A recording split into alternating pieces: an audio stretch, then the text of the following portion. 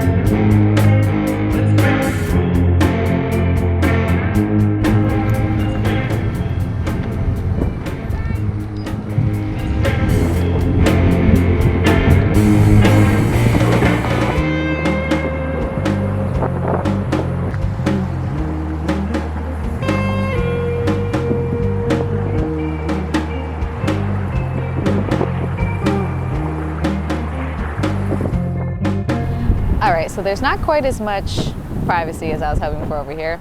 And it's a little bit windy, but I'm just gonna get into it anyways and tell you my tale. So I've been riding on the street since 2016, like spring of 2016. I remember being really cold when I was taking my class at the House of Harley Davidson. I took a rider's course, even though if we rewind all the way back to my motorcycle history, I started riding dirt bikes when I was a kid. My parents never owned any, but my uncle had 120 acres and he used to race. He just has had a lifelong relationship with motorcycles. And he had some dirt bikes out on his property, and my brother and I would go and ride out there, and we had a really great time. But I ultimately stopped it because of all the bruising that would happen when you went down on the bike and the kind of riskiness of it, because I was an Irish dancer and that was kind of top priority. Not that it was an Irish dance career, but you know, it kind of took precedent over any dirt biking hobbies. Dirt biking is a little bit dangerous. So I'm sure my parents just didn't love me doing that in the first place. Fast forward to adulthood, and I reignited my interest in bikes in college. I went to a school where mopeds were really, really popular. It was like moped city. They'd park everywhere. There were just mopeds all over the place. And I always thought, well, if I wanted to be on something on two wheels, I'd want it to be a motorcycle. I'd want the whole hog, so to speak, and not to mess around with anything that small, because I figured might as well have something that can go on the freeway, might as well have something that's a little bit more fun. And sometimes I think that the mindset around motorcycles is a little bit safer than the mindset people have around mopeds, because with mopeds, you'll see people in shorts and flip-flops, no helmet, just wearing whatever on them. And on bikes, you see that sometimes, but it's a little less common. People, they take motorcycles a little bit more seriously, and I just was more interested in motorcycles than I was in mopeds. When I broached the subject with the people around me, I got a lot of resistance, and I talk about this in a different video. People get really concerned for you. They're so worried about you. They think it's a bad idea. They think you're crazy. And so I decided to sit on it, and I didn't start riding in college, kind of like I had mused with. It wasn't until about 6 months after I graduated college that I really started to think about motorcycles again more seriously, and I did tons of research. And my brother had started his motorcycle journey on the same timeline as me, pretty much. He's 3 years older, and he started riding 1 year after college, and I started riding 1 year after college. So it was great to be able to use his template, so to speak, and to ask him a lot of questions about bikes and to get his input on things. And I think that really helped me. I also went on a lot of websites like Women Riders Now, I want to say, and a couple of other just online resources to see what was up.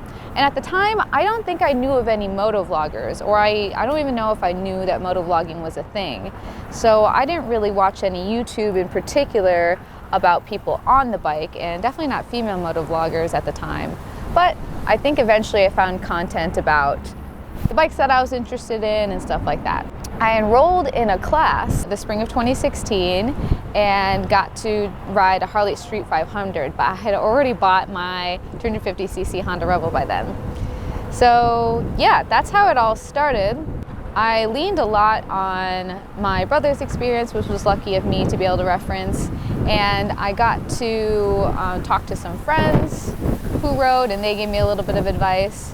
But a lot of it was just independent research and finding out on my own what would be best for me, just getting out there and doing it. You gotta learn by doing sometimes, and there's only so much research you can do before you get into it. Now I'm on my second bike. I bought this bike a year after my first bike, my Honda Rebel.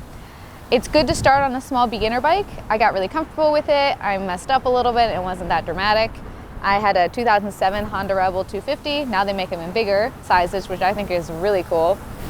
And they look different now too. They kind of look to me like a cross between a Harley and a Ducati, and I really dig that. So I have this like long-standing love affair with the new Honda Rebel 500. So one day I'll ride one. I still haven't yet, funnily enough. I upgraded to this bike not long after, and I've ridden a lot of different bikes since I started. Couple Hondas, couple Ducatis, couple Harleys, Royal Enfield, Yamaha. I don't know if I've ridden a Kawasaki, I don't think so. I'm still whittling my way through a pretty robust list. I've ridden a Triumph and not a BMW yet, not a KTM yet. There's a lot of different bikes out there. I settled on the Ducati Scrambler Cafe Racer. It's a gorgeous bike. I had done a lot of research on it. My brother recommended me to them, and I'd seen the other Scramblers, but when this was announced for 2017, I just knew this was the bike for me. The styling was excellent.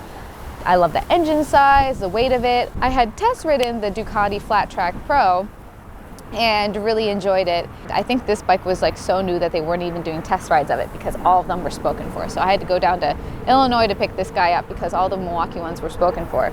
I think that's the long and short of it of my motorcycle journey. I just wanted to have a designated video for it in case you were curious. And you can go ahead and ask me some questions down below in case there was something that I didn't address.